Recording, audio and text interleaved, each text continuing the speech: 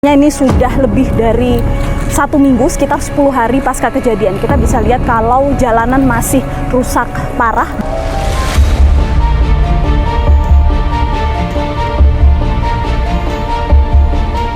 Semua hancur. Kacau lah Kak, karena masyarakat juga udah pada kelaparan kan. Barang di sini habis semua. Udah berapa lama listrik mati, Bu? Sejak kejadian tanggal 25 itu deh.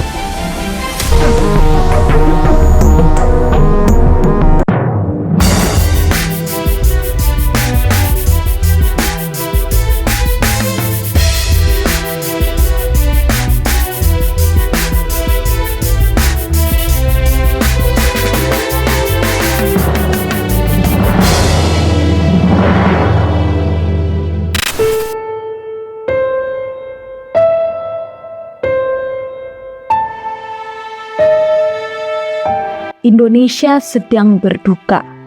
25 November 2025 lalu, banjir dan longsor seketika memporak-porandakan Sumatera. Lebih dari 900 jiwa ditemukan meninggal dunia dan 300 orang lebih dinyatakan hilang. Bencana yang menghantam 3 provinsi sekaligus ini begitu meninggalkan luka yang belum tahu kapan akan pulih. Banjir bandang dan longsor melanda 3 provinsi di Sumatera, Aceh, Sumatera Utara, dan Sumatera Barat. Hingga kini lebih dari 800 orang meninggal dunia, ratusan orang masih hilang, dan jutaan warga terdampak, menjadikannya sebagai salah satu bencana terbesar di Indonesia. Apa dampak yang dirasakan oleh warga dan apa sebetulnya penyebab dari bencana ini? Saya Kristanti Yosefa, Anda menyaksikan Fakta. Di Provinsi Aceh, banjir besar melanda 16 kabupaten dan kota. Beberapa desa bahkan lenyap terseret arus dan hilang tanpa meninggalkan jejak. Di Sumatera Barat, banjir menenggelamkan 16 kabupaten dan kota. Lokasi terparah melanda Kabupaten Agam. Sebanyak 172 warganya ditemukan meninggal dunia dan 72 orang masih hilang. Mereka diduga terbawa arus atau terperangkap material longsor. Di Sumatera Utara, bencana menerjang 18 kabupaten dan kota. Sebanyak 315 orang ditemukan tak bernyawa. Bencana ekologis ini pun membawa langkah kami ke wilayah Tapanuli Tengah.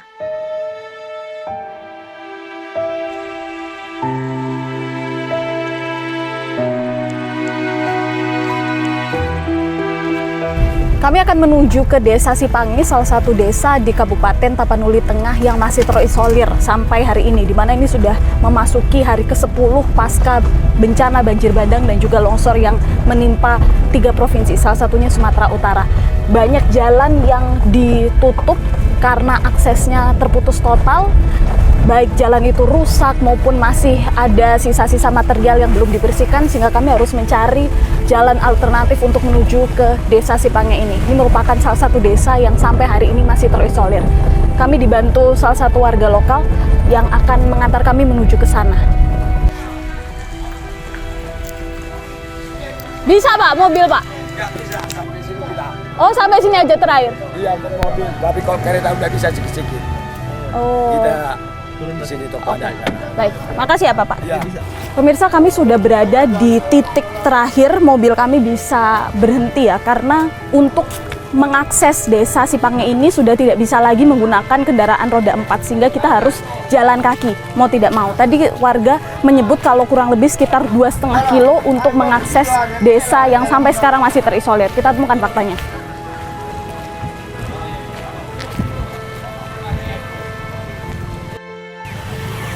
Ini adalah kondisi terkini suasana jalan yang menuju ke arah Desa Sipangi di tanggal 4 Desember 2025. Artinya ini sudah lebih dari 1 minggu, sekitar 10 hari pasca kejadian. Kita bisa lihat kalau jalanan masih rusak parah, belum bisa dilalui oleh kendaraan beroda 4. Dan kita tampak ya dari sini pemirsa, material-material yang dibawa oleh banjir bandang kemarin yang dibawa juga oleh longsor yang terjadi di sini. bisa melihat kalau terjadinya banjir dan juga longsor ini membawa berbagai macam material. Salah satunya adalah pohon-pohon yang terangkut dari tanah ya, karena diterjang oleh banjir yang begitu deras. Dan tidak hanya pohon-pohon saja, tetapi juga kita bisa melihat kayu-kayu gelondongan yang datang dari atas sana.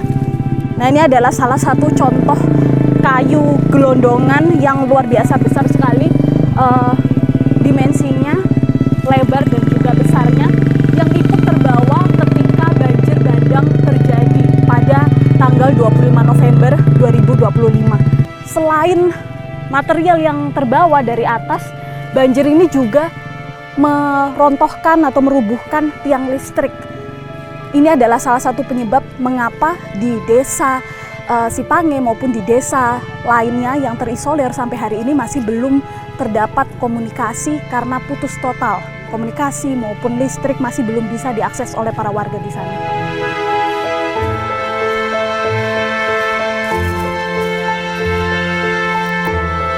Ini kita sudah berada di jalan Si Barung-Barung yang tampak hancur total, padahal jalan ini menghubungkan akses desa Sipange antara sisi yang satu ke sisi sebelahnya, karena kita bisa lihat kalau ini dialiri dengan sungai ya, tapi jalannya hancur parah.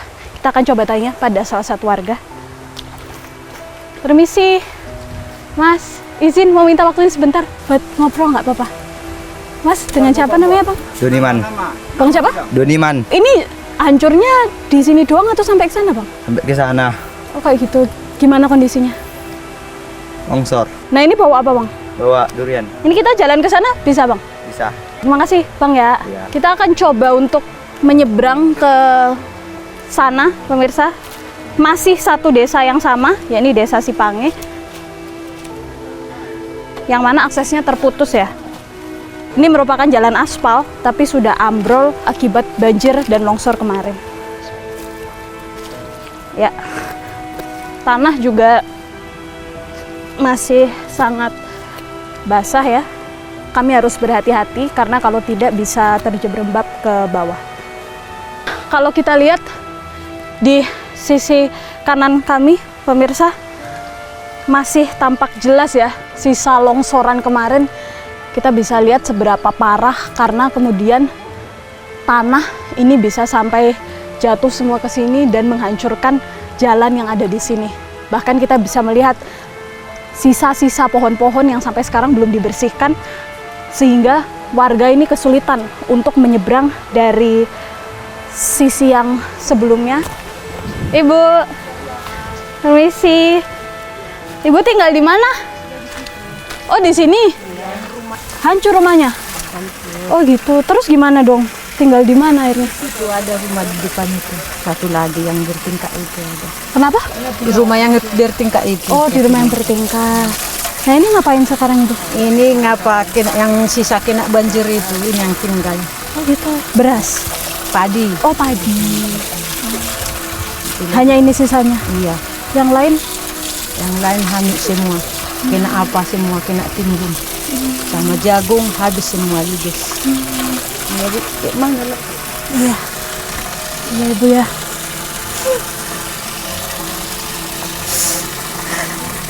Ibu kenapa menangis? Tapi Bu, semua hancur. Nggak ada perbekalan lagi? Tidak ada, habis. Sudah dapat bantuan Pak? Udah sedikit. Sudah. Ada sedikit. Ada sedikit. Ini sudah hari ke-10 ya? Iya. Sejak banjir. Iya. Seperti apa kondisi keluarga? Tidak tahu lah Bu. Tidak bisa lagi diceritakan. Kami di situ 4 keluarga lah. Yang ini sebelah ini mama dari atas udah hancur rumahnya, bawa ke sini lah. Masih cukup kah makanan? Ya kayak gitulah Bu. Ada itu yang dimakan, yang ada itu dimakan, syukurilah. Saya ada. Ibu bekerja apa sehari-harinya? Iya, sawah. Manen sawah. Iya. Sawahnya masih ada? Tidak ada lah, habis semua. Hanya gitu. Sekitar apa Lebarnya kira-kira 3,5 ton. Habis habis semua. Sama jagungnya habis semua. Apa sampai sekarang ya yang paling dibutuhkan, yang paling susah didapat keluarga? Susah paling itulah makan sehari-hari lagi. Ada pun uang kita, gimana kita belikan? Jalan nggak ada, tertutup semua. Gimana lah? Kalau listrik, air, gimana kondisinya? Inilah semua air kami, Bu. Ada pula di sana. Inilah kami minum. Inilah kondisinya. Ini satu-satunya sumber air. Iya.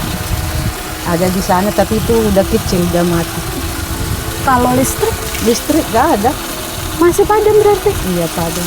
10 hari ini padam? Iya padam nggak ada. Pas segera membaik ya Bu ya? Ya, Ada nggak harapan lagi? mungkin pertolongan dari Tuhan lah. Terima kasih Bu ya. Kita izin ke sana Bu Mariana ya. Ibu Maria. Kita masih berada di Desa Sipange ya, tapi ini sangat parah keadaannya. Bahkan rumah-rumah yang kita lihat di sepanjang jalan ini, di garis ini, sudah hampir separuhnya terendam oleh material longsor dan juga banjir bandang. Sehingga kondisinya ini sudah sangat rusak begitu ya. Dan jalanan ini juga sebegini hancurnya ya. Bahkan sampai sekarang pun masih belum dapat dibersihkan karena warga ini juga masih minim bantuan. Pemirsa, kami menemukan satu lagi perkampungan yang parah sekali kondisinya. Bahkan kita berada di ketinggian saat ini ya. Melihat ke bawah, ini merupakan area yang dulunya merupakan rumah-rumah. Tapi kita bisa lihat kalau hampir seluruh rumah-rumah di sini sudah kesemuanya tertimbun oleh lumpur hasil dari banjir dan juga longsor kemarin. Kita bisa lihat ya kalau ketinggian lumpur ini sepertinya cukup tinggi karena bisa sampai merendam hampir separuh dari tinggi rumah.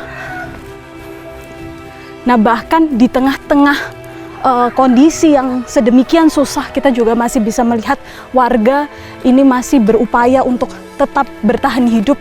Kita melihat mereka menggantung pakaian-pakaian mereka yang masih bisa diselamatkan. Ini mungkin adalah harta benda mereka ya, yang tersisa karena selebihnya sudah hanyut terbawa oleh air. Ini masih merupakan bagian dari Jalan Sibarung-Barung, Kelurahan Sipange, Kecamatan Tuka. Salah satu kecamatan yang sampai saat ini masih terisolasi karena susahnya akses menuju ke dalam sini. Anda bisa lihat sendiri kalau satu-satunya jalan yang kami lewati ini penuh oleh lumpur dan juga pepohonan, batang-batang pohon yang masih menutupi jalan. Gelondongan-gelondongan kayu ini masih tampak memenuhi jalan, pemirsa. Kita bahkan masih bisa melihat dari luar sini kalau air ini masih menggenangi bagian dalam rumah warga. Ini kerusakannya cukup parah ya pemirsa, air bercampur lumpur, menggenang bagian dalam rumah, bahkan sudah tidak bisa lagi digunakan kasur dan juga karpet. Kita bahkan tidak bisa membuka pintu ini, saking tebalnya ketebalan lumpur. Menuju ke sini, pemirsa, kita melihat batang-batang kayu yang menutupi pintu rumah warga, bahkan sampai masuk ke dalam. Ini Anda bisa lihat sendiri ya, besarnya pohon ini bisa sampai masuk. Berarti kalau bisa kita bayangkan seperti apa kondisi banjir dan juga longsor pada saat itu, ini berarti deras sekali tekanannya. Bahkan pohon sebesar ini saja bisa sampai masuk ke dalam rumah warga dan menghancurkan seluruh harta benda yang ada di dalam sini. Permisi, Bapak rumahnya yang mana, Pak? Ini. Oh, yang ini? Wih, terendam semua ya, Pak? Terendam semua, ya. Kayak gimana sih, Pak, waktu itu kejadiannya? Wah. Bapak ada lagi di rumah atau seperti apa? Saya tonton itu banjir, aku agaknya kurang yakin besar. Tahu-tahu tambah besar gitu. Aku diseret air aku ke sana. Sempat ini mentok ke tiang listrik sana. Roboh rumah yang di depan ke samping itu. Kalau tidak ditangkap kawan aku dead, mati saya. Ngeri kali. Tinggi lumpur di sini, sungai berlumpur segini. Itu kasihanlah. Wah, ada di sana rumah adik-adik di situ. 3 rumah itu roboh semua, nggak bisa ku tengok. Oke. Ngeri kali. Yo, Mudah-mudahan pemerintah boleh melihat apa yang terjadi di Kelurahan Sipangi. Luar biasa. Sekarang kami mengungsi di sekolah sana. Itu kami tanyakan ke grup, itu nangis semua orang. Ngeri. Iya. Iya. Pak, Tengoklah itu yang roboh-roboh. Dan diduga ada roboh gitu. Runtuh rumah ini juga. Tengoklah rumahku ini. Ngeri kalian. Iya. Ngeri. Boleh tunjukkan nggak Pak seperti apa kondisi rumah sekarang? Kondisi rumah ini udah roboh lah, sampai ke dapur nggak ada lagi. Nah ini, sampai ke rumah sana dapur itu dah nggak bisa dihuni, itu timbunan lumpur. Nah, Ini masih terendam lumpur ya Pak? lumpur ini hampir 1 meter ini tingginya, itu lumpur basah itu, lemari tumbang itu. Ya pakaian tak ada, celana dalam pun tak ada. Itulah kasar, main kasar, ngeri kali. Ya ngeri. Inilah rumahku. Ya ngeri kali. Ya, kita bisa lihat ya pemirsa kalau sebenarnya ini tanah nggak setinggi ini ya Pak ya? Nggak ada, ini udah sebitar 1 meter lebih ini lumpurnya ini, lebih 1 meter. Bahkan lumpur ini masih Dalam air, menggenangi nggak bisa jalan rumah, ke dalam. bagian dalam rumah salah satu warga, Pak Tompul. Nggak ada harta benda yang bisa diselamatkan saat Nggak itu. bisa. Satu baju pun nggak dapat. Yang untuk ada jemuran-jemuran di sini, ini ada pakaianku. Ya. Ini saya lihat dari tadi desa sepi sekali, orang-orangnya pada kemana Pak? Ya, ini bagaikan desa mati. Orangnya udah mengungsi. Mengungsi, satu pun nggak ada yang dihuni ini. Rumah yang roboh di sini 1 orang pun tak ada. Terima kasih Pak Tompul ya. Iya, sehat kita selalu. Mas Rio, bisa diceritakan nggak pada saat itu kondisinya seperti apa? Ya kacau lah Kak, karena masyarakat juga udah pada kelaparan kan.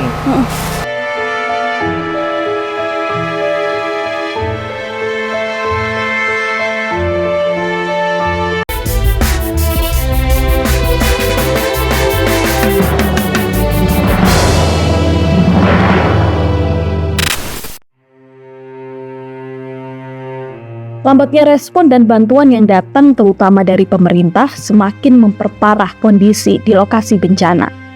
Warga yang mengalami kelaparan, letih dan terdesak, kemudian mencari cara agar tetap bisa bertahan.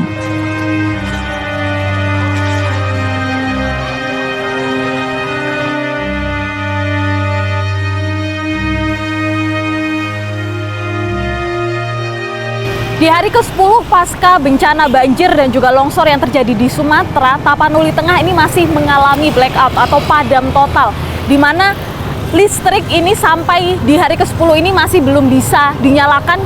Anda bisa melihat pemirsa bahwa sepanjang jalan ini gelap gulita karena tidak ada sama sekali penerangan, baik itu dari lampu jalan maupun dari rumah-rumah yang berada di sekitar sini. Nah, salah satu fenomena kemudian yang terjadi di Tapanuli Tengah dan juga di Sibolga dan di kedua daerah ini adalah tentang penjarahan, di mana hari ketiga pasca terjadinya bencana karena masih belum mendapatkan bantuan, warga kemudian melakukan penjarahan terhadap sejumlah tempat di Tapanuli Tengah. Salah satunya adalah di minimarket atau gerai minimarket dan juga Bulog.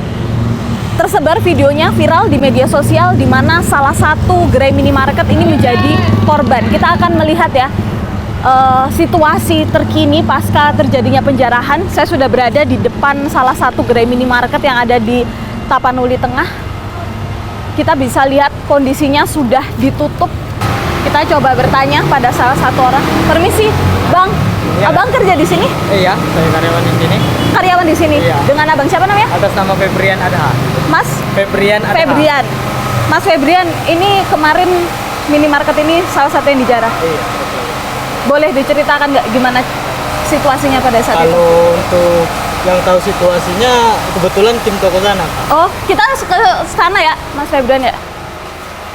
Kita bisa lihat ya kondisinya pemirsa, habis semuanya, tidak ada lagi tersisa barang-barang yang bisa diambil lagi karena semuanya sudah diambil oleh warga. Anda bisa bayangkan ribuan orang datang dalam keadaan kelaparan, panik, ketakutan karena masih belum mendapatkan bantuan. Permisi, Bang. Kami dari TV One mau nanya aja, ngobrol sebentar. Waktu itu yang di hari Sabtu ya? Di tanggal 29 ya. 29. Waktu itu Masnya kerja di sini? Kerja di situ. Oh, Rio, bisa diceritakan nggak pada saat itu kondisinya seperti apa? Ya kacau lah Kak, karena masyarakat juga udah pada kelaparan kan. Barang di sini habis semua dijarah. Semua retail yang ada di Sibolga habis dijarah. Oke. Waktu itu kejadian jam berapa kira-kira? Sekitar jam 11. 11 siang. Ya. Oh, Jadi kita di sini pada mau makan kan, rupanya udah digedor-gedor sama mereka. Oh gitu. Kami yang di dalam jaga toko ini. Berarti posisinya buka waktu itu? Buka. Oh enggak, tutup. Oh tutup. Kenapa tutup? Karena kita memang nggak bisa transaksi kan. Karena tidak ada jaringan kan, listrik tidak ada, jaringan tidak ada. Jadi kondisi tutup itu juga teralis tutup semua ya? Tutup semua. Semua barang dagangan dijarah semua, yang food maupun yang non food pada diambil mereka semua. Gitu. Waktu itu kan digedor tuh pintu. Itu udah dengar kabar belum kalau ada warga mau menjarah atau itu kejadian mendadak aja? Sebelumnya memang udah ada kabar, makanya kami juga jaga-jaga di sini. Mereka itu jalannya dari arah Huta Balang sana, dari retail yang dari sana lah. Jadi semua itu terprovokasi kan. Terprovokasi? Iya. Maksudnya gimana? Masyarakat sini terprovokasi, jadi ikut-ikut. Terprovokasi seperti apa? Misalnya di sana udah dijarah semua, rupanya di sana bisa, ya makanya mereka pada jalan ke sini semua gitu. Oh gitu. Kira-kira ada berapa orang pada saat itu? Yang jarah sini nggak terhitung Kak, ratusan. Oh ya? Iya. Mereka Udah rusuh Kak, nggak bisa dikontrol lagi maksudnya. Udah kayak bukan manusia ngambil barang-barang ini. apa saja yang dibawa pada saat itu? Iya Kak, semua barang dagangan kosong, nggak ada lagi. Semua yang ada di sini habis. Berapa lama kira-kira proses penjarahan itu terjadi? 2-3 jam Kak. Sa- Habis semua baru mereka bubar. Saya lihat ya, rak-rak pajangan yang masih tersisa, tidak ada sama sekali barang-barang karena semuanya sudah diambil, entah itu kebutuhan pokok ataupun bukan, diambil semua ya, Mas Rio. Terus apa yang dilakukan Mas Rio dan karyawan yang pada saat itu masih ada di sini? Kami cuma bisa pasrah Kak, cuma bisa lihat mereka ngambil barang kami. Ya paling kayak kami cuma bisa melarang jangan dibawa dong yang bukan apa kayak besi-besi ini. Gitu. Aja. Apa yang mereka katakan, yang mereka Langsung dobrak Kak. Langsung kayak ngucap sama assalamualaikum ya, dobrak pintu langsung ngapa gitu. Jadi sebagian ada yang di luar karyawan, sebagian ada yang di dalam gitu. Ya, jadi karyawan semua udah jantungan ini, udah sesak napas. kaget ya, Kaget semua. takut juga. Daripada karyawan kenapa-napa, yang penting dipasarkan aja. Oh gitu. Gimana bahasanya masak gitu. Saya akan coba mengitari lorong-lorong yang ada di minimarket ini. Pemirsa, hampir tidak bersisa sama sekali. Di sini penuh dengan sampah yang sudah dibersihkan saat ini, sehingga kondisi sekarang ini sudah lebih mendingan daripada ketika terjadinya penjarahan. Ini kita bisa lihat, bahkan tidak hanya barang-barang pokok saja seperti alat rumah tangga, bahan makanan, tapi juga barang-barang yang mungkin tidak berhubungan juga diambil oleh warga. Ini bahkan masih tersisa ya sampah-sampahnya.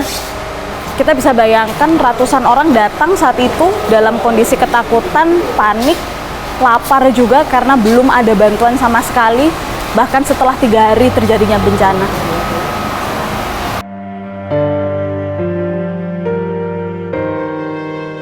Di beberapa titik di Sibolga dan juga Tapanuli Tengah, listrik masih padam total. Anda bisa lihat sepanjang jalan ini, salah satu perkampungan yang kami datangi, ini listrik tidak ada sama sekali, gelap sekali kondisinya, gelap gulita sampai sekarang. Kita akan coba tanya pada warga ya, seperti apa hidup mereka sehari-hari tanpa listrik yang mereka rasakan.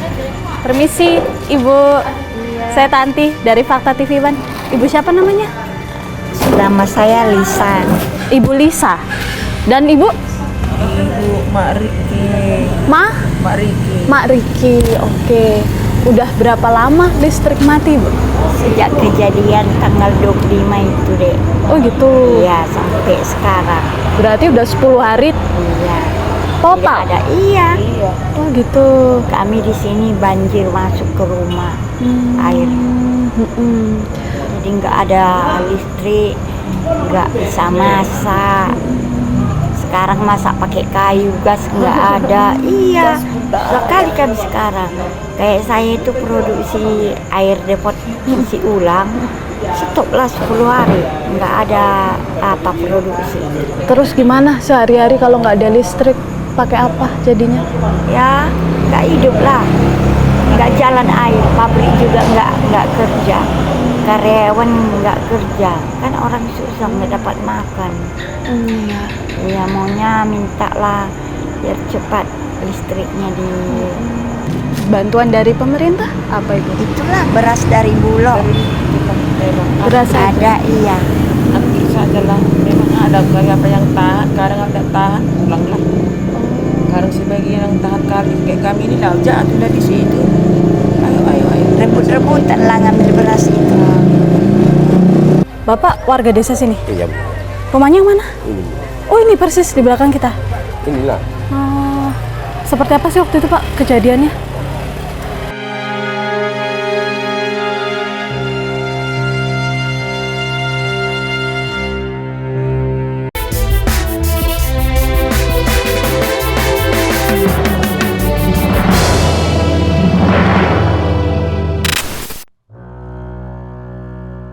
Seluas 1,4 juta hektar hutan telah berubah fungsi menjadi perkebunan hingga pertambangan.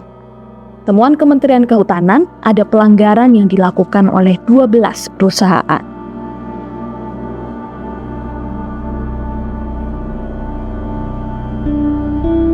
Tim Fakta saat ini berada di Dusun Aek Parira, Kelurahan Angin Nauli, salah satu dusun yang terdampak parah oleh adanya bencana longsor dan juga banjir bandang yang terjadi pada 25 November kemarin. Informasinya, sebelum musibah terjadi, di tempat saya berdiri saat ini terdapat puluhan rumah yang ada di sini. Akan tetapi saat ini, pemirsa, Anda bisa lihat kondisinya kalau semua rumah sudah hancur dan hanya menyisakan material-material longsor yang terbawa dari atas sana. Bahkan tidak hanya pohon-pohon kecil saja, tapi juga pohon-pohon besar. Kita bisa lihat batang-batang kayu yang besar terbawa dari atas menuju ke pemukiman warga yang terletak persis di bawahnya. Anda bisa lihat ya, pemirsa, aliran air yang tampak seperti sungai ini dulunya merupakan rumah sebelum musibah terjadi. Kita masih bisa melihat puing-puing sisa rumah yang terletak persis berada di tempat saya berdiri saat ini. Saking parahnya, pemirsa, informasi yang kami dapatkan bahwa rumah yang sebelumnya berada di sana agak jauh, sekitar beberapa meter dari tempat saya berdiri, ini terseret arus banjir dan juga longsor sampai ke sini. Dan persis di pepohonan besar inilah, batang-batang kayu besar inilah ditemukan korban atau jenazah korban yang meninggal dunia.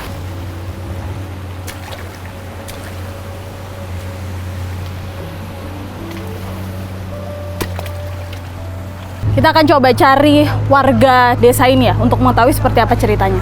Permisi, Pak. Saya Tanti dari Fakta TV One. Bapak warga desa sini? Iya. Rumahnya yang mana? Ini. Oh ini persis di belakang kita. Inilah. Oh, seperti apa sih waktu itu Pak kejadiannya? Kira-kira apa lah, jam 1, kurang jam 1 siang lah itu kejadiannya itu. Terus air datang dari mana? Ini kan juga apanya ini, paritnya ini kan yang bergesernya ini. Oh gitu. Nah, bergeser dia kira-kira 5 meter. Tersumbat lah dia, ada jembatan di sana kan.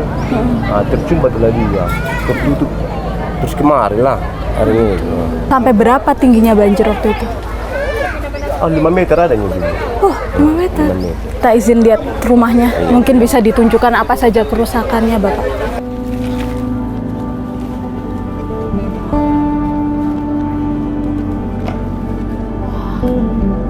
Ini ruangan apa sebelumnya? Ruang tengah ada ini. Ruang tengah. Kamar ini sudah kan. Oh gitu. Dapur belakang. Waktu kejadian Bapak lagi di mana? Lagi di sini memang. Di mana itu Pak? Lagi tidur-tiduran di sini. Oh, kan? di situ? Ya. kedengaran lah suara dari sana kan. Nah, terus keluar aku keluar tengoklah udah datang banjirnya kan, panggil anak-anak nyuruh keluar. Kemudian Kemudian lari lah sih mau keluar tadi kalau dari sini nggak bisa lewat lagi, udah tertutup ini. oh ini udah tertutup air. Udah banyak kan, lari dari belakang lah semua. Terima kasih banyak Pak Peri ya. Iya. Wahana Lingkungan Hidup Indonesia atau WALHI mencatat, sejak 2016 hingga 2024 di Sumatera terjadi deforestasi secara masif.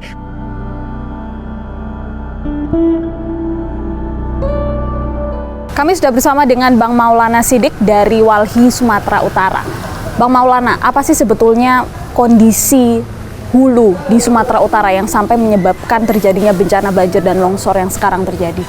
Berbicara tentang hulu tentu banyak sekali yang kita temukan ataupun pantauan kita di lapangan itu adalah deforestasi dan alih fungsi lahan. Masih banyak aktivitas perusahaan, baik legal dan pun ilegal juga di dalamnya begitu. Ya terserahlah apapun itu, HTI, perkebunan, tambang dan juga PLTA energi. Nah, itu yang seharusnya pemerintah lebih jeli lagi melihatnya. Jangan diberikan izin perusahaan ataupun industri ekstraktif yang berada di hulu-hulu sungai ataupun hulu-hulu di punggungan Bukit Barisan. Perusahaan apa saja memang yang ditemukan WALHI ini mengelola kawasan tersebut yang seharusnya tidak boleh disentuh atau digunakan alih fungsi lahan ya, apa saja? Nah, menurut pemantauan kita itu ada banyak sebenarnya sektor-sektor industri yang berdiri di atasnya. Itu adalah pertambangan juga di situ di dalamnya, kemudian ada HTI juga di hulu walaupun dia adalah PKR. Kemudian ada memanfaatkan das batang toru salah satunya, yaitu ada tentang PLTA yang energi geotermal dan juga pembangkit listrik tenaga air. Terus ada perkebunan sawit juga, baik itu ilegal dan maupun legal. Kerusakannya ya berapa persen mungkin kalau dikira-kira? Kalau dibilang masif, ini adalah salah satu bencana paling parah sih yang pernah dihadapi Sumatera Utara khususnya, apalagi Sumatera. Ini kan kita temukan adalah bagaimana beberapa daerah itu sampai terputus total, sampai tidak ada akses listrik, air. Bahkan kita temukan bahwa di beberapa titik itu kayu gelondongan itu turun tuh sampai ke muara sungai, menghancurkan jembatan, dan sampai kalau di Sumatera Utara kayu gelondongan yang ada di Batang Toru dan Garoga itu sudah sampai ke daerah Nias. Nah, itu kan berarti sudah menunjukkan bahwasanya di hulu dan di pertengahan itu sudah mengalami deforestasi yang sangat masif sebenarnya. Di Tapanuli Tengah dan juga di Sibolga ya, di daerah longsoran ini memang ditemukan banyak sekali kayu-kayu, baik itu pohon yang memang kena longsoran maupun ada juga kayu gelondongan. Dari mana sebetulnya kayu-kayu ini? Kita belum identifikasi ataupun kita belum investigasi ke lapangan. Apakah kayu itu berasal dari perusahaan A, perusahaan B, atau itu betul pembalakan liar gitu kan. Tapi yang menjadi masalah itu adalah kenapa kayu-kayu gelondongan itu sejauh dipantau dari beberapa tahun ini itu tidak terawasi oleh pemerintah. Sebetulnya yang terjadi ini adalah keputusan yang dibuat di era ini atau sebetulnya memang keputusan dari pemerintah-pemerintah sebelumnya juga? Tidak menutup kemungkinan juga sebenarnya. Izin ini kan bukan di tahun ini juga terbit atau 2 tahun sebelumnya terbit. Artinya kita kilas balik itu ada sekitar 10 atau 15 tahun sebelumnya. Baik, terima kasih banyak Bang Maulana atas waktu dan informasi. Deforestasi di kami itu sangat masif. Ada 40 ribuan hektar itu beralih menjadi tanaman sawit.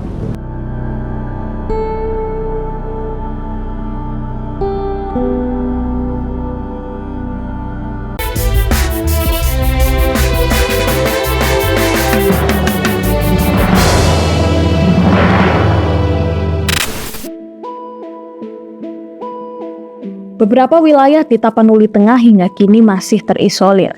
Terbatasnya akses menjadi kendala dalam menjangkau warga. Hulu di Tapanuli Tengah diduga menjadi sumber masalah karena masifnya pembukaan lahan.